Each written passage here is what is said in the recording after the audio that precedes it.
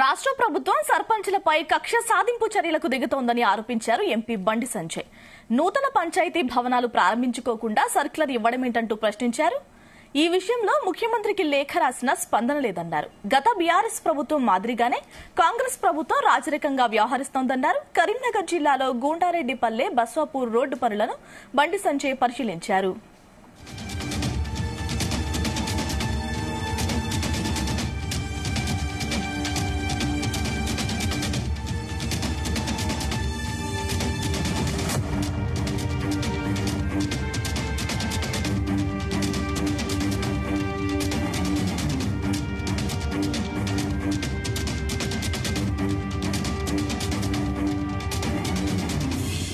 గతంలో ఉన్న ప్రభుత్వము ఏకగ్రీవంగా గెలిచిన గ్రామ పంచాయతీలు కూడా కనీసం వాళ్ళకి ఇవ్వాల్సిన పైసలు ఇచ్చే పరిస్థితి లేదు. ఇవాళ ఇప్పుడు సర్పంచ్ల పరిస్థితి ఏంది?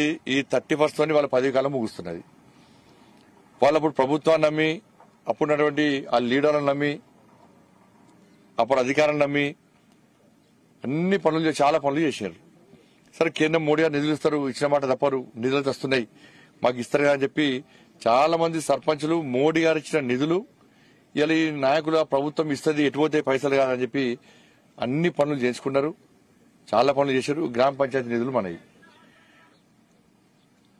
అప్పుడు ప్రభుత్వం నిధులు లేక ఇబ్బంది పడుతుంది. కనీసం బిల్లు రికార్డు ఇవ్వాలి. నాకు తెలిసి ఇప్పటికే 1800 కోట్ల రూపాయలు పెండింగ్ ఉంది. ఆల్రెడీ వాళ్ళ బిల్స్ పెండింగ్స్ ఉన్నాయి. ఆ పెండింగ్ బిల్స్ కూడా కనీసం ఇచ్చే పరిస్థితి లేదు. ఇవాళ గ్రామ పంచాయతీ సర్పంచ్ల పరిస్థితి ఏంది? ఇవాళ ఈ 31 తారీఖు అయిందంటే వాళ్ళ పరిస్థితి ఏంది? ఒక్కొక్క సర్పంచ్ 80 లక్షల రూపాయలు, 1 కోటి రూపాయలు, 2 కోట్ల రూపాయలు, 5 కోట్ల రూపాయల వరకు కూడా నమ్మి పనులు చేశారు. అధికారులు ఏమన్నారు? అక్కడ నాయకులందరూ కూడా అధికార పార్టీ నాయకులు మీరు చేరి మేము బిల్లు ఇప్పిస్తామని చెప్పన్నారు. కనీసం రికార్డు చేయలేని పరిస్థితి. వాళ్ళ సర్పంచ్ల పదవి కాలం అయినాక వాళ్ళ పరిస్థితి ఏంది? ఇప్పుడున్న సర్పంచ్ల ఆర్థిక పరిస్థితి చూసి వాళ్ళ ఇబ్బందులు చూసి నెక్స్ట్ ఎవరు కూడా సర్పంచ్ గా పోటీ చేయాలి ఎవరు అనుకోరు. నాకు తెలిసి ఎవరు అనుకోరు సర్పంచ్ గిన్ని ఇబ్బందులా. కూలి పని చేసుకునే పరిస్థితి వచ్చింది, పెట్రోల్ బంక్ లో పని చేసుకునే పరిస్థితి వచ్చింది, ఆత్మహత్య చేసుకునే పరిస్థితి వచ్చింది, రోడ్డుకి ఆందోళన చేసే పరిస్థితి వచ్చింది. సర్పంచులు ఒక ఊరికి వాళ్ళు ప్రతినిధి, వాళ్ళు ఆ ఊరిని మంచి చూసుకోవాల్సినటువంటి సర్పంచులు ఇవాళ ఆర్థిక ఇబ్బందులకు ఇబ్బందులు పడి ఇవాళ వాళ్ళ కుటుంబాలు బజారు పడే పరిస్థితి వస్తే ఇవాళ ప్రజాస్వామ్యం మీద ఈ లీడర్ల